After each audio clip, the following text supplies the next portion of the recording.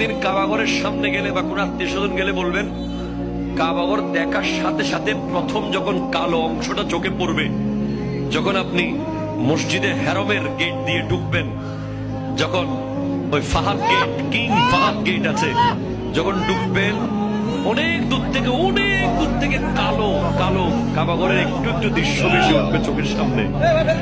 তখন দোয়াটা করবেন, কিন্তু দোয়া করবেন কয়টা? কয়টা? একটা দোয়াই কবুল হবে দেখার সাথে সাথে। কাবা ঘর দেখার সাথে সাথে প্রথম যে দোয়াটা করবেন ওটা কবুল করবেন কে? এখন শিখে নেন, অনেক মানুষ জানেন না হিকমত।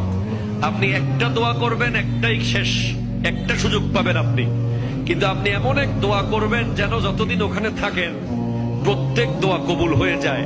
এই হিকমতি দোয়াটা শিখে নেন। আপনি বলবেন, আল্লাহ আমি 10, 12, 15 যতদিন এখানে থাকবো, যতগুলো দোয়া করব সব কবুল করে নিয়েন।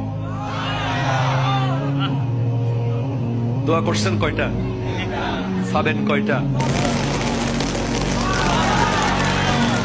काबा, काबे की रौनक, काबे का मंजर, अल्लाहु अकबर।